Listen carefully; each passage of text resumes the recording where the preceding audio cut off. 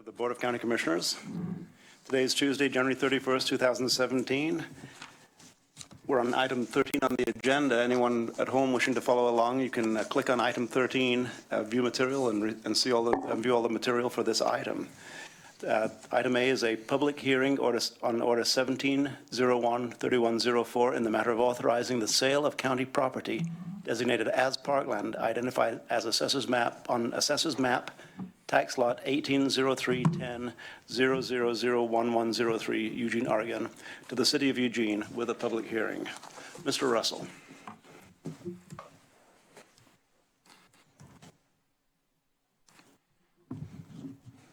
Good afternoon, Chair, Commissioners. Mike Russell, Lane County Parks and Animal Services Division Manager. I have with me today Philip Richardson from the City of Eugene, Parks and Open Space. Also in the audience to help out if you have questions, Lindsay Eichner with Land Management Division, and then Jeremy Scherer from Right of Way and Property Management, who all helped me go through this process and get us to this point. So we're here to discuss and have a public hearing and deliberate on the sale of parkland acquired through the tax foreclosure process and designated as parkland under a board order 12-06-20-06 in 2012. The property itself is located off of Bloomberg Road and East 30th Avenue near Eugene. So this is kind of a vicinity map, I-5 along the right side here, 30th Avenue going up into Eugene.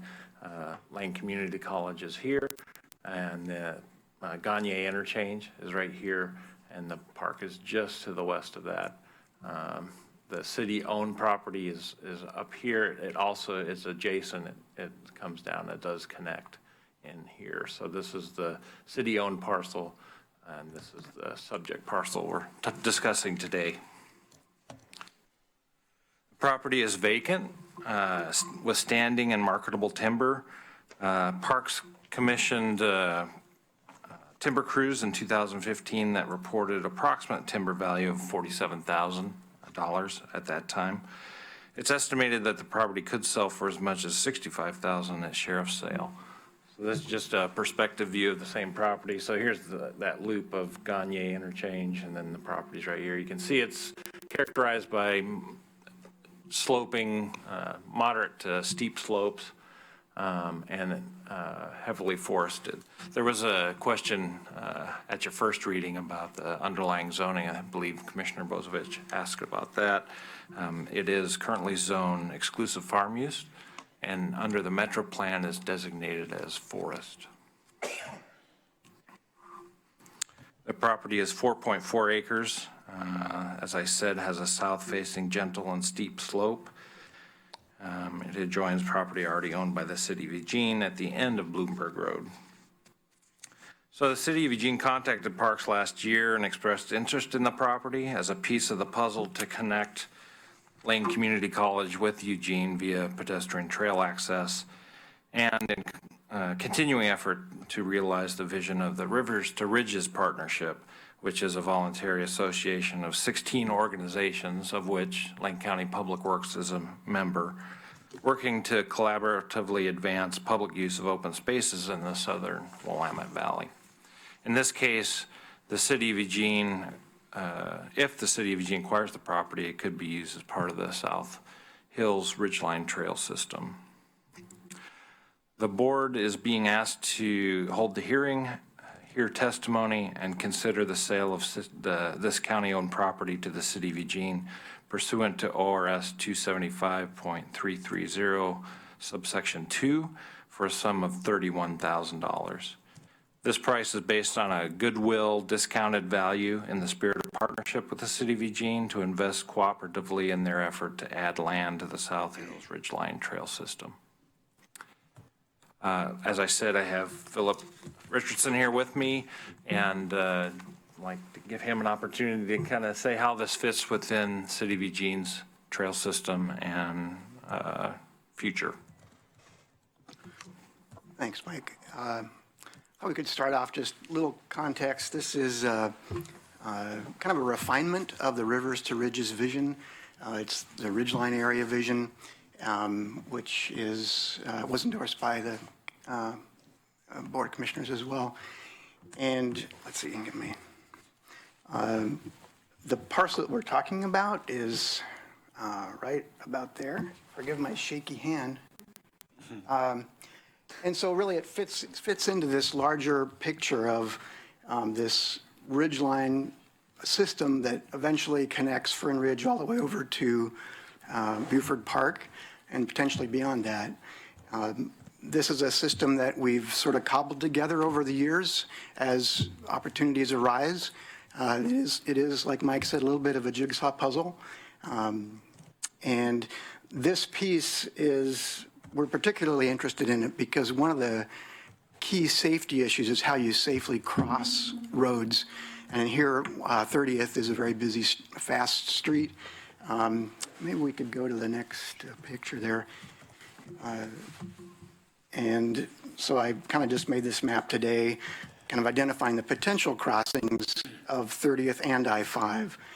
We recently purchased Coriel Ridge, I think that was 2015, and that actually gives us access to a very safe way to cross I-5. It's actually an underpass. The other way to cross I-5 would be, so that's this underpass up here. Yeah, this one here is, of course, the 30th overpass, not really very safe for pedestrians. On 30th, the two options are the one that's connected to this parcel, so that's the underpass, and then there's a light at Eldon Schaefer. So I approached Lane County Transportation Planning about what their preference would be and was told that the underpass really allows for a much better, safer option. I think there's some thought that will get rebuilt at some point in the future. So this parcel connects to existing land. It allows for a safe crossing of 30th. And when we were just sort of doing analysis earlier on, noticed that it was in Lane County ownership. So we contacted Mike about what their intentions were, and I believe it was eventually going to be surplused. So we thought, well, you know, we're interested. And that's how we ended up where we are here. So we made an offer based on goodwill. Sure, we're all partners trying to make this larger vision happen, and this is a piece of it. So, excellent. Well, we do have a public hearing today. Prior to starting the public hearing, questions or comments? Commissioner Swenson. This is more on the topic of what you would do with the parcel if you received it. One of my interests in this part of the Eugene Springfield area is the connectivity between the science classes at LCC and the proximity of public land to LCC, and whether or not there is a possibility that public land could be used in conjunction with LCC. And so I know that there's different categories of public ownership and what can be done on public property. Would you say that this is going to be exclusively for, say, recreation, or exclusively for natural area, or exclusively for something else, where the potential of involving LCC couldn't be there? And I see there's I've been through that interchange maybe 500 times, roughly. So I'm pretty familiar with that interchange. It doesn't have a lot of connectivity to LCC. You can't exactly walk there without there being some risk. So I just wanted to hear your perspective on whether that would do any good, or whether it even be allowed. So we're all about partnering with folks, and we have talked with LCC, both the administration and some of the staff, some of the professors, and we're totally supportive of using this public land in any way that would be kind of an educational venue. I think this parcel would probably be more about just making a trail connection, although there's certainly other potentials. I think Suzanne Arley Park would probably be more of a place where we might have some kind of classroom activities. It's just much bigger and much more diverse kind of habitats. And I think this is a longer-term connection piece. It's not going to be, the trail's not going to be built until we have a lot of other pieces worked out. This is just one of those kind of early jigsaw puzzle pieces. Yep. Thank you. Further discussion or questions? I see none at this time. At this point, I will we'll have a public hearing on Order 170131-04. I'll open the public hearing. We have no one signed up to speak to the public hearing. Anyone in the audience wish to address the Board of County Commissioners regarding this item? Seeing no one, I will close the public hearing. Then we have before us Order 170131-04. Mike. Yeah, I just wanted to relate to the board. I did receive a phone call. So we sent out notice, published notice in the newspaper, and also sent courtesy letters to adjacent property owners. I did receive one call, and the nice lady was very pleased to hear that it was going to remain in public ownership. So her concern was that it would be bought by a private party and logged or developed in some way. But Nice home. once I told her that it would be continue to be in public ownership with the city of Eugene, she was pleased. Excellent. Thank you, Mike. So we have before us Order 170131-04. Do I have a motion? Move approval. Do I have a motion? Second. Moved and seconded. Discussion to the motion. Commissioner Sorensen, then Commissioner Bozievich. A lot of people, when they hear the word college, they think of, maybe 18-year-olds or 19-year-olds. And I just want to make a point that this is not only a good idea in terms of connecting the, rivers to ridges and putting a little piece of property into the whole mix. I think that's the central theme. But the fallback is that I think that the average age of LCC students is quite a bit older than that. And it really is a community, as we used to say, community is our middle name. And, it's something that I think will ultimately benefit the college as well as the overall system. So I do think that's an important part. And I appreciate you pointing out that that the Arley Park lands, which are directly south of the main campus, but I'm having a little trouble with the scale there. Could you give me an idea of the scale there? Like that isn't adjacent, or is it adjacent? It's not actually adjacent. Well, it is adjacent to some Lane Community College ownership, which is this parcel, but the campus is up here. We do, not shown here, there's an easement that connects Suzanne Arley Park to the LCC campus. And so that's, I'd say, a quarter-mile walk, something like that. Eventually, we hope that we'll make a better permanent connection. Who owns the land between the college and the park? Most of this, I believe, is the McDougal brothers. I'm pretty sure. Okay, thank you. Thank you. Commissioner Bozievich. Thank you. Like Commissioner Sorensen, having been an LCC board member, I've been through that intersection a number of times, but also as a former EWEB water system engineer, I've been out to the Bloomberg 700 reservoir more than my share of times as we had some reconstruction projects out there. And it's just about where the B is on that map for Bloomberg. So it's almost adjacent to the property. And that's why I asked some of the questions I did about zoning, because I was familiar with the exception land pieces that are right adjacent to it, where there's several residences just on the downhill side of that access road to the reservoir that are obviously eligible as the first place you'd look for UGB's expansion. Having answered the fact that this is EFU zoned and not not one of those, you'd have to get past the exception lands to get to it. So it's helps me a little bit. I'll make my speech one time here again. Again, we're spending, the city, I'm witnessing the city of Eugene spending money on parks acquisition somewhere outside of Northwest Eugene.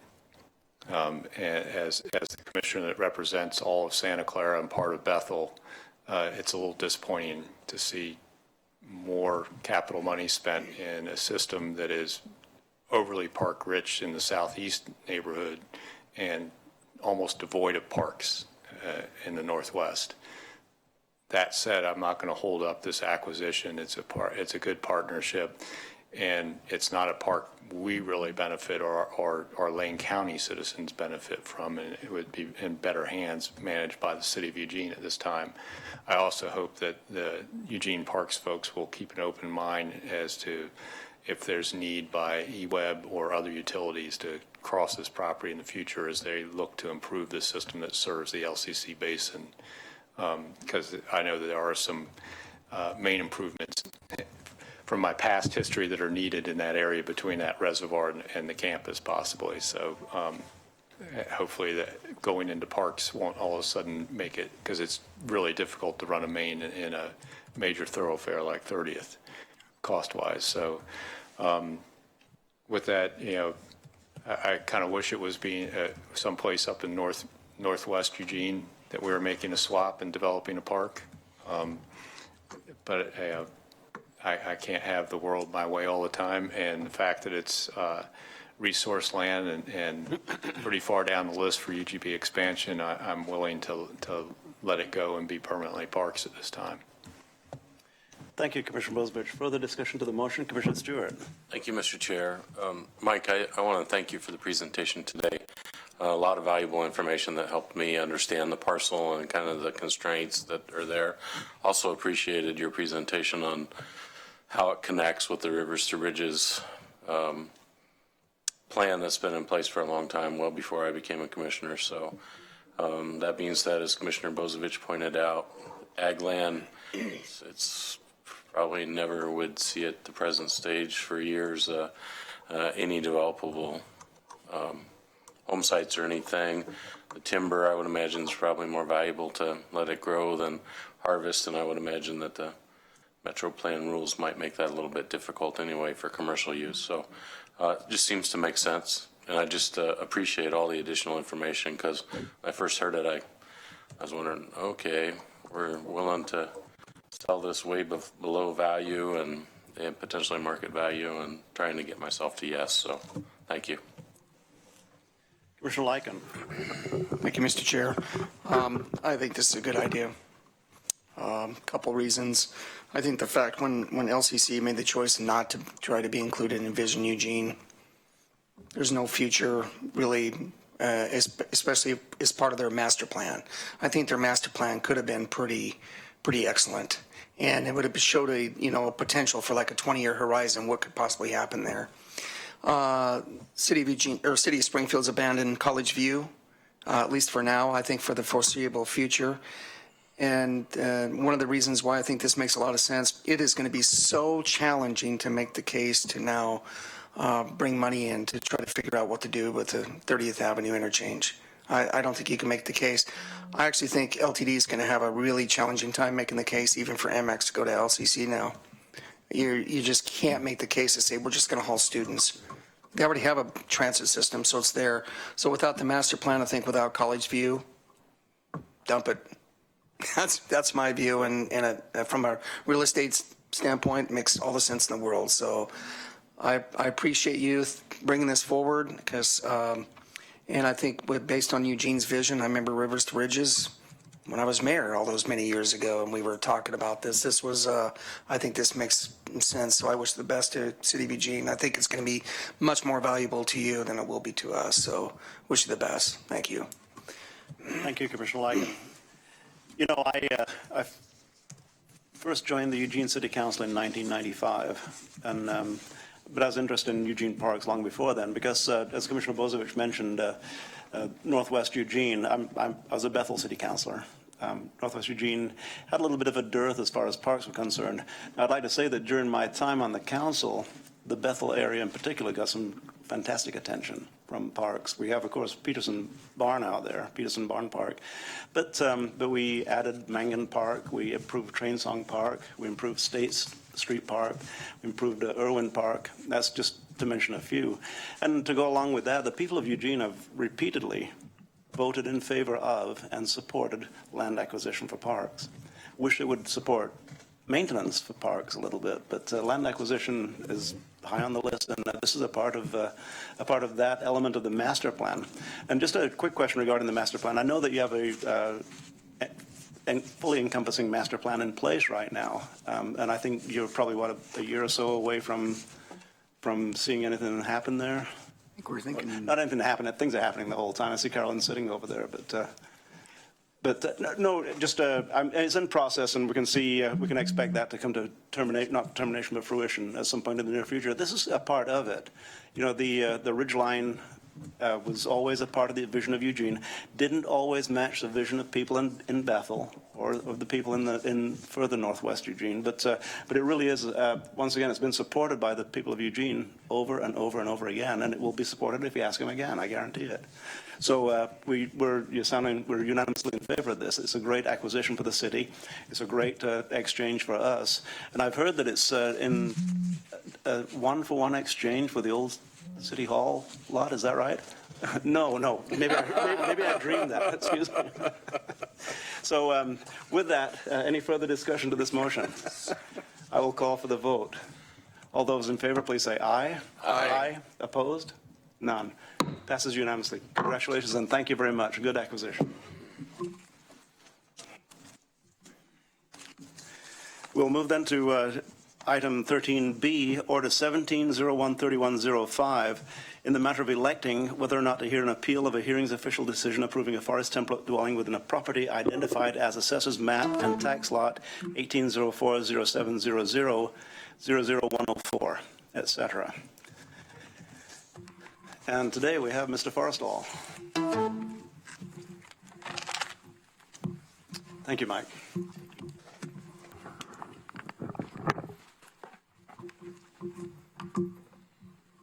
Thank you, Mr. Chair. Good afternoon, Commissioners. For the record, Eric Forsell, Staff Planner, Land Management Division. The item presented this afternoon for the board to consider is in the matter of whether or not to hear an appeal of a hearings official decision approving a template dwelling in the impacted forest land F2 zone. The approval grants the property owner the ability to construct or place one single family dwelling on the property. Excuse me. Generally, the appellant posits three central issues in this appeal and the Evans template dwelling application. The first allegation of error is whether or not the application sufficiently demonstrated compliance with Lane Code 16211-5B, and that is in which the applicant must demonstrate that the subject property is a legal lot. The appellant argues that the subject property Assessor's Map 180407 Tax Lot 104 is not a legal lot. The second item has been in front of the board frequently, and this is whether or not an interpretation of Oregon Administrative Rule and the date of creation language applies to a template dwelling application. This is germane to the parcel count criteria that the applicant must demonstrate, and it's fundamental to the template dwelling application in Lane Code 16211-5C, and that's dependent on soil type, so whether or not the soil is present dictate how many parcels need to be counted in that template. The third item is whether the structure on Tax Lot 200, which was counted in the parcel count on Assessor's Map 180407, can be counted in the template test because it's a mobile home and the Lane Code definition of a dwelling excludes mobile homes. It's important to consider that the director and subsequently the hearings official have consistently found that the date of creation language does not apply to template dwelling applications, and the findings regarding the legal status of the property are also consistently applied in a similar manner. The property was verified as a legal lot twice and was sold via an executed lien of foreclosure in 1989. The matter of mobile homes as dwellings was deliberated by the hearings official in the application of Doug Wolf, and that's 509 PA 15 05735, local file number. The hearings official found that utilizing a definition less restrictive than that of Lane Code would be contrary to the legislative intent regarding template dwelling applications. Because many of these arguments are nuanced interpretations of Oregon statute and administrative rule, this is partly a reason why the director recommends that the county and the Board of Commissioners do not hear this matter, because no additional deference would be provided in electing to hear this matter. Lastly, staff notes that a series of communications were received by County Council and the Land Management Division Office from both the applicant's representative, Mr. Farthing, and the appellant's representative, Mr. Malone. Primarily, the applicant's representative, Mr. Farthing, requested that the full hearings official decision of Doug Wolf, aforementioned file number PA 15-05735, be placed into the record as it was referenced in the hearings official's decision. The appellant's representative suggested that this would prejudice Landwatch's substantial rights in this procedure, and requested an opportunity to submit evidence or respond to the applicant's request in the submittal, if the submittal were to be allowed from Mr. Farthing. As this record is closed and we're not in a de novo procedure, staff recommends that the board not accept that Wolf decision into the record, as this may create procedural defects to the decision-making process, potentially at the Land Use Board of Appeals. I consulted with Mr. Clark, County Counsel, on this matter. He suggested that this recommendation is on solid ground to not accept that full decision into the record. Mr. Clark also indicated if LUBA wanted to discuss those merits, they would have the opportunity to do so at the proceedings in front of the Land Use Board of Appeals. With all that being said, based on the analysis in the record, the planning director recommends option 1, and the board moved not to conduct an on-the-record hearing for this matter, and to adopt the hearings official's decision as the final decision of the county, and expressly agree with the interpretations made by the hearings official as they apply to this case. Thank you for your time and consideration with this matter. Thank you, Mr. Forsall. Any questions or comments regarding the matter before us? Then we have before us Order 1701-3105, as read earlier. Do I have a motion? Commissioner Bozievich. So I would move to adopt Order 1701-3105, electing not to conduct an on-the-record hearing for the appeal, affirm and adopt the Lane County Hearings official decision as the county's final decision, and expressly agree with and adopt the interpretations of Lane Code 16211 and the effect of the legal lot verifications made by the hearings official in the decision. Second. Moved and seconded. Discussion to the motion. Just a question for clarity. That motion does include not accepting the Wolf decision into the record. Is that inherent in the motion, or do we need a separate action for that? I don't think you need an action. We don't need I an think it action. would take a motion to open up the record. To include it. Very good. Okay. That covers it. Okay. Discussion to the motion. Seeing and hearing none, I will call for the vote. All those in favor, please say aye. Aye. Opposed? None. Passes unanimously. Thank you, Mr. Forsall. Thank you, Commissioners. Excellent. Then we move on to the fun stuff. This is all fun stuff.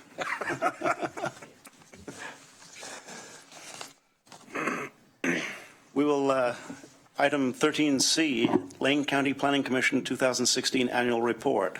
And this report doesn't do justice to the number of meetings. I know from the numbers in front of us, Ms. Leddick, you've attended 20 meetings in the last, I believe it's 1 year. And Mr. Rose, who comes from Florence, has attended them all. He's Participation.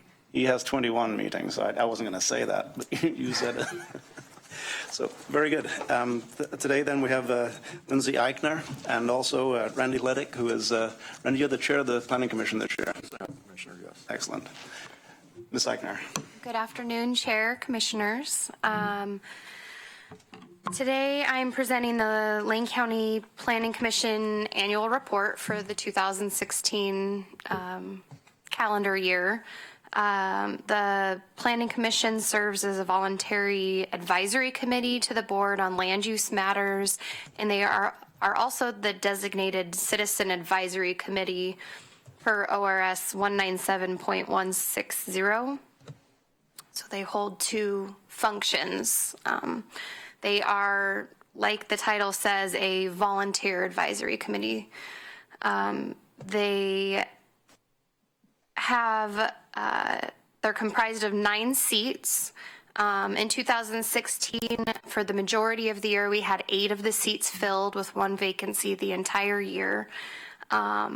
One of the vacancies at the end of the year was by the former chair, Mr. Conrad, who resigned at the end of his first term. I'm assuming because he took a position at Lane County and could have had conflicts, but I didn't read his resignation letter. But he served as chair as the majority of last year. In October, Mr. Leddick was voted in as chair and Mr. Rose as vice chair. The other members include Ryan Sisson, Larry Thorpe, Charles C. Kaler, Gary Rose, who's the vice chair, Dwight Kuhn, and Jason Thiesfield. Ryan Sisson and Larry Thorpe are in their second term. Everyone else is in their first term. And they have dedicated a significant amount of time, just like you had noted, Chair Farr, 21 meetings between January and December of last year. They even sometimes met 3 times a month. Normally they're only required to meet 2 evenings a month, and they rearranged their schedules to accommodate additional meetings for applicants. So we definitely appreciate the time and energy and thought that they've put into their duties for the county this last year. Over that time, they've held 9 different public hearings, 12 individual work sessions. Some of the highlights include coordination with small cities with Cottage Grove and the city of Florence. There was 8 different meetings for applicant requested plan amendment, zone change applications, 4 meetings with the city of Springfield, 2 meetings regarding the city of Eugene transportation system plan update, 6 different meetings for the Lane Code Modernization Project, which is in the works of updating Lane Code chapters 13, 14, and 16. Their long-awaited bylaws went into effect finally this year, so that was a good work on that. And then they also reviewed and approved the 2016-2017 long-range work plan. So they've been very busy, and we are very thankful to their service to our whole community. Thank you. Mr. Leddick, would you like to add some? Commissioners, yeah, thank you. I'll just say this. I think you have a very good and dedicated group of people serving on the Planning Commission. From my perspective, and I've been doing this for quite some time, they're folks that look at the criteria, judge the facts, weigh the evidence, and make as impartial a decision or recommendation to you all as we possibly can. It has been a busy year. We're looking at perhaps even a busier year as we head into 2017. On the docket, we'll be looking at the Eugene's master or comprehensive plan, Envision Eugene. We'll continue reviewing the code amendments, chapters 13, 14, and 16. And it's my understanding that we have a strong influx of plan amendments, at least a dozen that will be coming forward to us, which I think may break some kind of county record if we get through them all. So it will be busy. The group enjoys doing what they do. As Lindsay said, we have 7 members on the board right now. I know that you've interviewed and will be selecting an 8th member. The one position that's been empty, that's been difficult to fill, is that second position from West Lane County, from the Florence area. We've tried to find somebody as dedicated as Mr. Rose, but have been unsuccessful in that. We enjoy what we're doing. The staff does excellent work. It's timely, they're responsive, they're thorough, and I think you have a good program going in the Planning and Land Management Department. Thank you, Randy. You know, hearing you praise Lane County's staff is music, actually, because how many terms did you spend on the City of Eugene Planning Commission? 2. 2 full terms on the City of Eugene Planning Commission. So that recognizing our staff in the manner that you just did carries a great deal of weight with me personally, and I'm certain with the rest of us as well. So thank you very much. Any questions or comments? Commissioner Bozievich. Thank you. I did notice that you have something about citizen involvement in your report. Didn't quite highlight it in the verbal comments, but it's something that became really important to the Planning Commission. A prior Planning Commissioner was concerned about our compliance with Goal 1 and having a citizen involvement committee, which the Planning Commission doubles as. One of the things I can tell you in our interviews with future planning commissioners, we talk about that in every interview, that's part of their duties. It was a commitment we made back when that concern came up, so I know that any new members of the Planning Commission understand that role. I appreciate that you have begun taking public comment on just general land use issues outside of whatever's on the agenda. Kind of curious if you know how many people have actually taken advantage of that general public comment. Honestly, it hasn't been that many. And I remember we had this discussion probably a year ago talking about enhancing and making a more robust outreach program. And in my recollection, it comes down to, again, the issue at hand.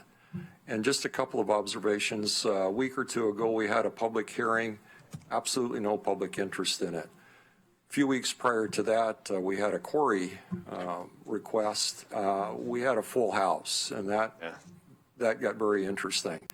In an effort to do some more active outreach, I will say that the Planning Commission traveled to Florence to conduct a public hearing on the plan amendments that were before us regarding the Florence Comprehensive Plan. So we made that effort. But Commissioner, you're correct. We made that commitment to provide opportunity at the beginning of each meeting. We're prepared to deal with it. We haven't had that much activity, but it's always there and available. Great. I also see you traveled to Springfield for a public hearing there too, to just extend your efforts to be where the decision was going to impact. It seems to me there's some kind of rule that Springfield has to do their decisions in Springfield, but we're happy to travel. So, you mentioned public hearings and public testimony. Any guess on how many people over the year testified to the Planning Commission during public hearings? I started to try to compile that information, and it was overly time consuming because of the different public hearings. So I wasn't able to get that. I confidently can say that there was more public participation this year than there was the previous year, or in 2016 compared to 2015. But it was definitely more challenging to compile that information this year due to some of the complexities of the public hearings, but also we have changed how we are recording our minutes. We are going to digital or audio recording only instead of typed minutes. And so it's very time consuming. If I couldn't find the exact page where people had, written up for public comment, I couldn't find all of those easily without digging through boxes of paper. So I cut my losses about quarter way through the year, but I do know I can confidently say there was definitely an uptick this year. But I think part of it was the interest in specific applications. Like you were saying, the public hearing that you had a week or two ago, the neighbors weren't very concerned. It didn't seem to, it was for a plan amendment zone change everyone was in agreement that it was a positive thing, so they didn't feel that they needed to come out versus if they're in opposition, there usually seems to be a higher turnout. Thank you. Thank you. Further discussion? Commissioner Stewart. Thanks, Mr. Chair. Just a thought as you were talking about the number of participants that have given testimony. Maybe there's a way to log that each time you have a hearing. Just put it in a table or a dashboard, I guess, and keep track of it. But yeah, so I appreciate the report. One question I did have, as we've noted that it's been difficult to get an additional coastal representation on that. I was wondering, is that fast and firm in the state laws that require that, or is that a county code, and it might be something that the Planning Commission could take a look at and say maybe we could extend the boundaries a little bit more to see if we can get a applicant? Because I think it's really important. I believe it's important that we have as many people participating, reviewing these and giving their input. So I would just maybe you take a look at that and see if there's a way to do it. I know that we had 4 really good candidates to choose from, and to kind of spill the beans, we've recommended a couple that offer a couple different things to the board to consider for a policy and making a decision. So that might be a way to fill it out a little bit, is to extend the boundaries. We can definitely look into that. I don't think it's a state law. It might be, is it part of the bylaws? It might be. I can't speak exactly to that today, but we can definitely look into that. I know that I've talked with the planning director, and she's looking at taking some more action in direct public outreach to the coastal community, instead of only, posting it on our website or in the newspaper, but doing a little bit further outreach, because we also agree it's important to have that seat filled. I think everyone's in agreement on that. So, but we can look into potentially expanding that area or not. Thank you, Commissioner Bozovich. Thank you. Just a little history, that those 2 seats are there specifically geographically because there used to be a West Lane County Planning Commission.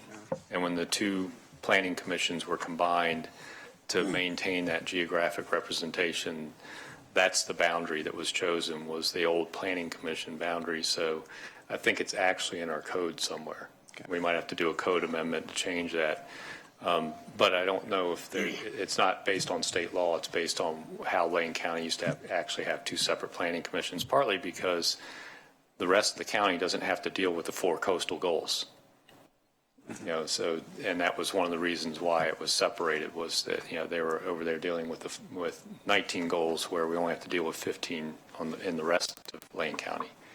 So, but it does make some sense, because although geographic representation is important, but having a full planning commission is equally as important. It's been very difficult to recruit that. I've spent a lot of time asking people personally to serve, and it's difficult. Although now that I know that Gary's got perfect attendance, I can say, I think I even have a ride for you. Well, good. Thanks for looking into that as far as the code versus lane code versus state rule.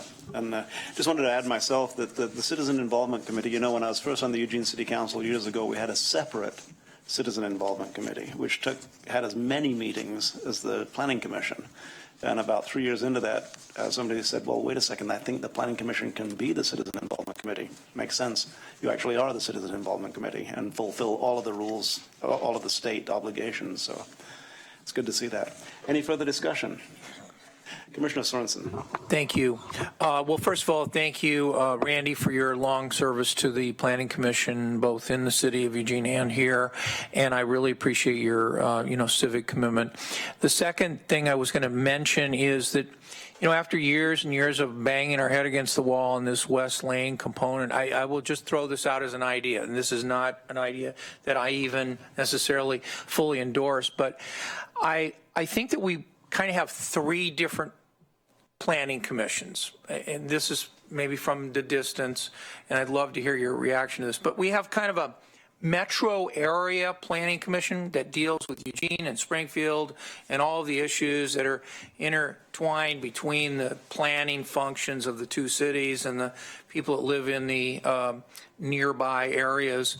And then we have kind of a rural Lane County east of the Coast Range kind of series of responsibilities, agriculture, forestry, those kinds of issues. And then finally, we have a unique coastal component.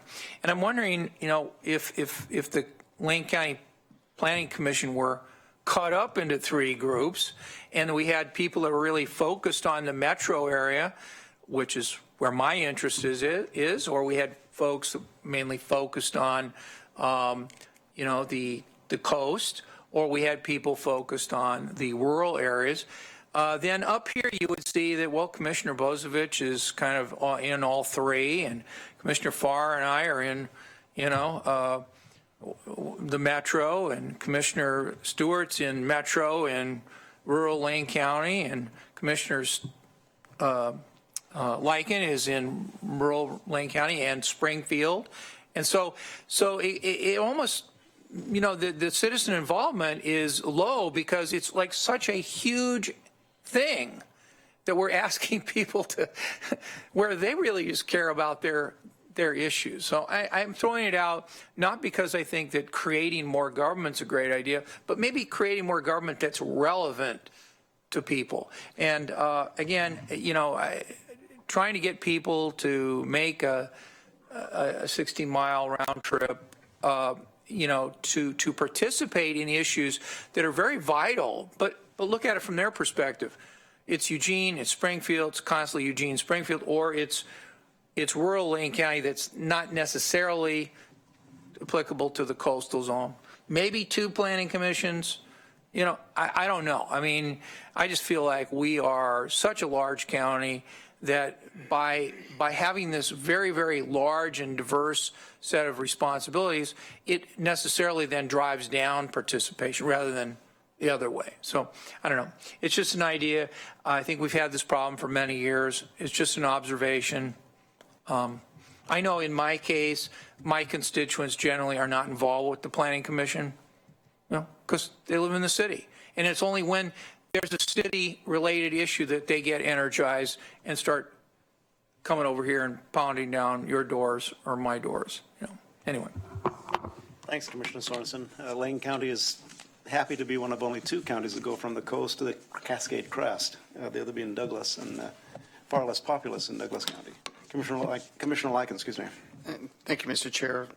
Yeah, and I think it's interesting when we're getting involved in talking about the public involvement case. In my years as mayor in Springfield, I can probably count on maybe both hands on how many times that we really had a packed house, whether it's the Planning Commission or City Council. What I've found over the years is people will show up if it's something that's going to affect them as an individual, affect a neighborhood. I mean, obviously, we had people showing up for Peace Health. We had people showing up for the Walmart there off Olympic. That was packed house, big time. And because that was the old airport, and it was a vacant piece of property, but it came right up abutted neighborhood. And so that was something. Obviously, we had a stripper bar downtown that brought in a lot of people too, but that was neither case. So, but one of the things I wanted to talk to you about, Randy and Lindsay, I think for both of you, because it's interesting some of the dialogue I'm beginning to hear nationally. So one of the things that I have clearly heard now that so Rick Perry flew through the Senate committee. He'll be confirmed as the next energy secretary. I don't know if people realize one of the top 10 projects on his list is the LNG facility in Coos Bay, and which also has a potential of bringing significant infrastructure to the Port of Coos Bay rail line. As we know, 64% of that is in our county. So I guess the question I have is, do you foresee this, and again, this isn't going to happen overnight, but do you foresee this as where I think the McDougall's built a small little transload facility in West Lane, in West Eugene. Do you foresee this as maybe opportunity for other transload facilities to be built to potentially carry product back and forth? Because if that LNG facility does happen, that's going to change the whole face of the port by just in its own. So it's a speculation as much as anything, but if it happens as fast as what we're hearing, that I'm hearing, that it may happen, at least the approval process, you may have some things on your list that you didn't plan. And so, I don't know, as much as anything, it's it's speculation as much as anything, but just your overall thoughts just on that end of it from a development standpoint. Also talking to Commissioner Nyquist on a major transload facility that could potentially include Lane and Lynn County that helps alleviate a lot of the issues, especially on the rail line. It's where you can actually make a case to load and unload on the Class A rail lines going up north, which would obviously be a positive effect on Lane County. Maybe just some overall thoughts, I guess. And maybe, Randy, this is really, it's in kind of in your bellywick probably, and just overall thoughts. But it's, Lindsay, it's potential where, as staff, you may be seeing some interesting opportunity and projects fall before your lap that you did not expect to see, say, beforehand. So it's just speculation as much as anything. Just immediate reaction, it conjures up, resurrects many years ago discussions between Coos Bay, North Bend, and Eugene Springfield about improvements to both the highway and the rail line between the two areas. Another immediate thought, I also serve on the Lane Regional Air Protection Agency Citizen Advisory Committee, and when the subject of coal trains coming through the area, that of course raised a number of environmental and health concerns immediately with that, so that would be an issue. But the timeliness of this, we are in the middle of updating the county's transportation plan, and that primarily, I think, focuses on highways. We've seen just little bits and pieces of it, but if there's some real bona fide interest in the potential for rail, I think that probably is a good time to bring that up and start considering that aspect as well. I think there's ongoing interest in rail, but here's the reality. Truck is still king. Yeah. It really is, and I think it's going to be for a while. And part of it is it is so challenging. I don't think people realize how challenging it is for the companies here locally, because we don't have major Fortune 500 companies located here. They can't get agreements with those Class A rail lines at all. So with Union Pacific or BNSF, they just can't. They're too small. So you have to rely on the smaller, like the Port of Coos Bay or some of the smaller lines to really. There is no Southern Pacific anymore. There's none of those smaller, and so we now have to rely on those smaller lines. The Port of Coos Bay, of course, comes to mind because that has directly here. And again, potentially there's some potential over on the Port of Coos Bay. So part of Corp, Central Oregon and Pacific, all part of that configuration. So the Port of Coos Bay is actually owned by the Port of. You're talking about Corp. Yeah. Faye, do you know? I'm not sure either. I believe that the Port of Coos Bay, which I would like to point out is called the International Port. Yes, it is. It is. We like to think of it as the International Port of Coos Bay, not just the old Port of Coos Bay. The International Port of Coos Bay is a state agency, and the governor appoints the commissioners of that agency. They have acquired all of the right, title, and interest to the railroad. So the operating stock that can be on those tracks is determined by the owners, which is the International Port of Coos Bay. So the good news is that the rail line has been acquired. It is being slowly refurbished. Yeah. I'm sure there are funding challenges. I don't keep up on that, but I'm sure there are funding challenges.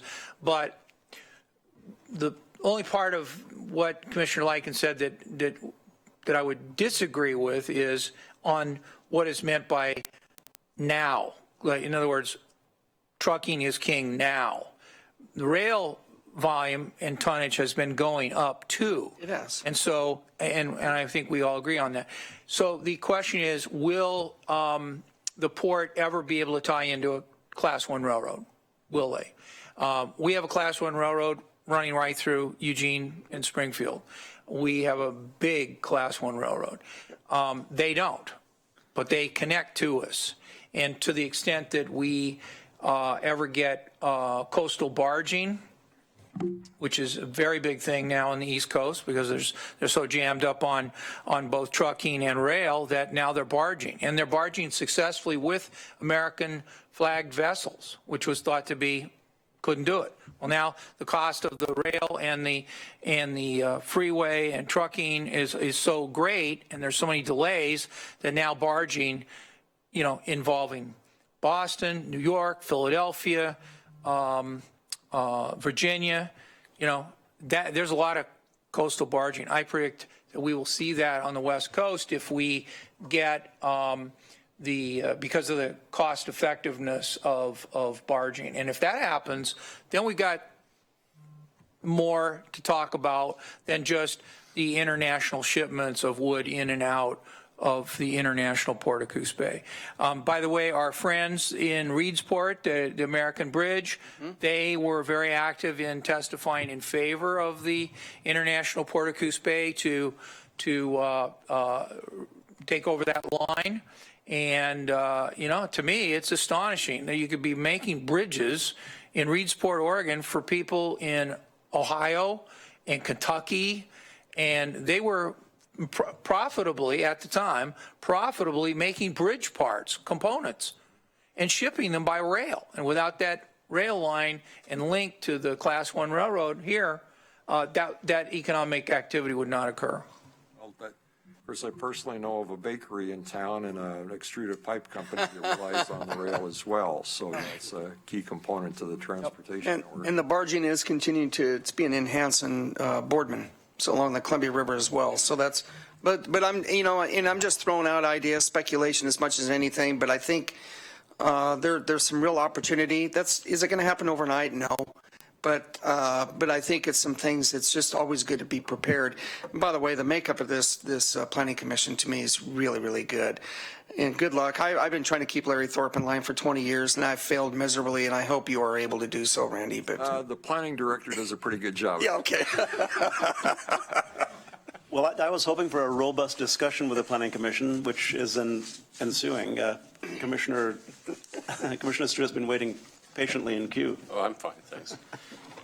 Earlier today at announcements, I had brought to our attention a new award that was created by the Citizens Involvement Advisory Committee to LCDC. It's called, the acronym is ACE, and it's Achievement in Community Engagement. And they're taking nominations up to March 1st of this year of entities that have done a really good job in engaging the community. So I share that with you that possibly as a planning commissioner or staff, if you come across a process that seems to really went out of their way to involve the citizens and you want to nominate them, I'd encourage you to do that. We're looking for nominations, or I should say the Citizens Engagement Advisory Committee is. So. And it, to me, it seems to be like a great effort to showcase these efforts because, some of us could be struggling to improve our citizen involvement, and getting ideas from others is a great way to do that. So anyway, I thought I'd share that. Thank you, Commissioner Stewart. Commissioner Bozevich? Hand raised. Well, very good. Good work. Once again, it's 20 meetings out of 21, and I would guess those meetings last an average of 2 hours. So that's a great deal of extra time that you put in, and it makes our work easier. So thank you for doing that. Well, we appreciate that. I'll pass that along to the rest of the members of the commission. Thank you, Randy. Thank you. Thank you, Ms. Agner. Thank you.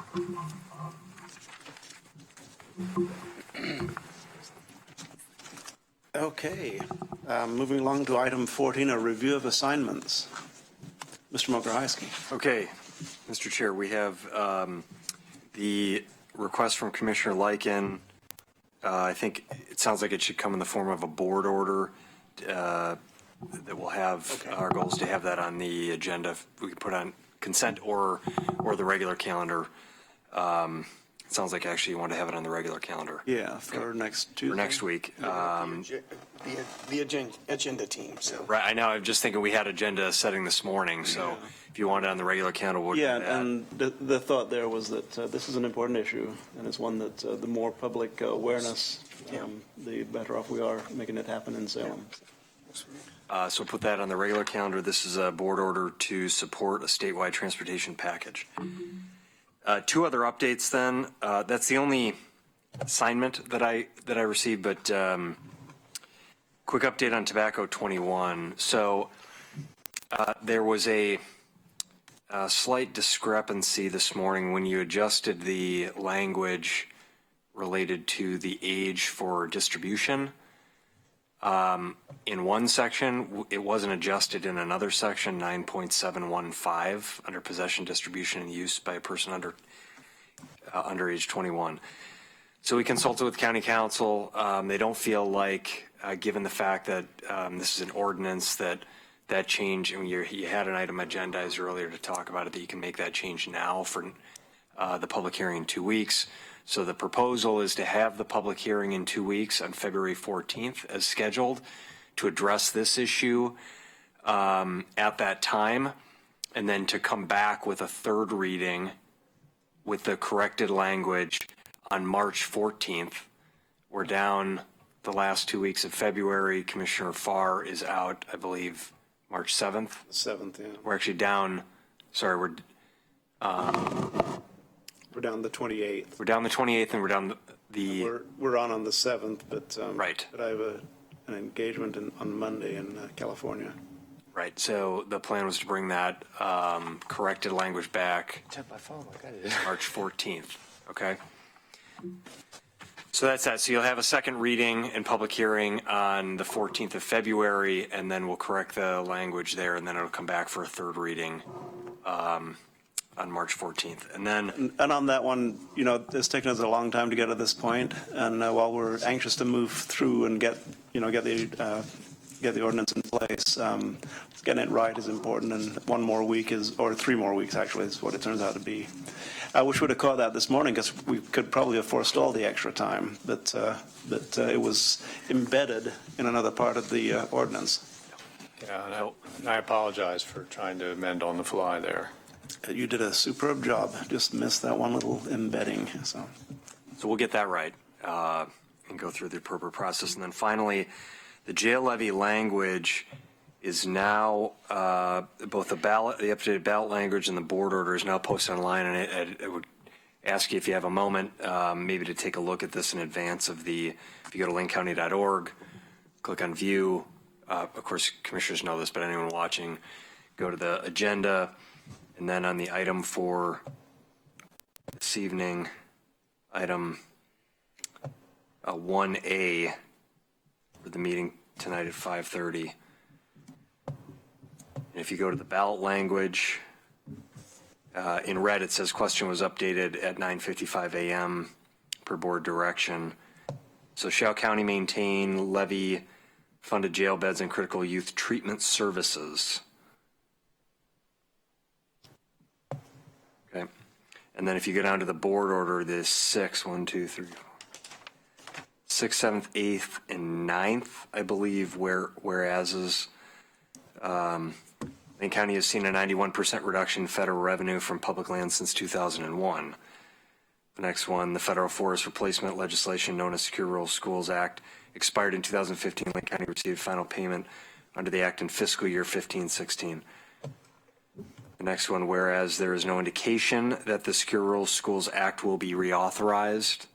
And the next one, whereas there's no indication that Lane County's federal revenue from public lands will increase in the foreseeable future. So we tried to capture what the sentiment of the board was. And I will make a point of making sure that people understand that they read it this morning, they should reread it this afternoon, because it's changed slightly. Okay. So that's all posted online. Excellent. I think that's it. All righty, any discussion regarding the assignments? So Commissioner Bozevich. was there an assignment captured to look at the geographic representation on the Planning Commission in our discussion about the Planning Commission. I've gone back while we were having that whole discussion and based on a quick email from Tim Elsey, the only two places that actual reference of the two west is in actual lane manual, 3.510, and in the bylaws of the Planning Commission. It's not actually in the charter or our code. Is this related to the West Lane County, the challenge with the West Lane County? Yeah, the two West Lane So County. looking at changing the code? No, we're looking at changing lane manual. Okay. And the bylaws of the commission, because it's the lane manual language was repeated in the bylaws. Okay. So if there's, I don't know if there's a report back to the board item that comes from that discussion or not. Okay. And lane manual changes are by board order only, so. All right, excellent. That should cover the issue that you had, Commissioner Stewart. Very good. Okay, thank you. And moving along, no further discussion regarding assignments. We have no call for executive session today. Other business. We will recess at the gavel stroke and reconvene at 5:30 in Harris Hall for the public hearing discussion on Order 17-13101. We are recessed.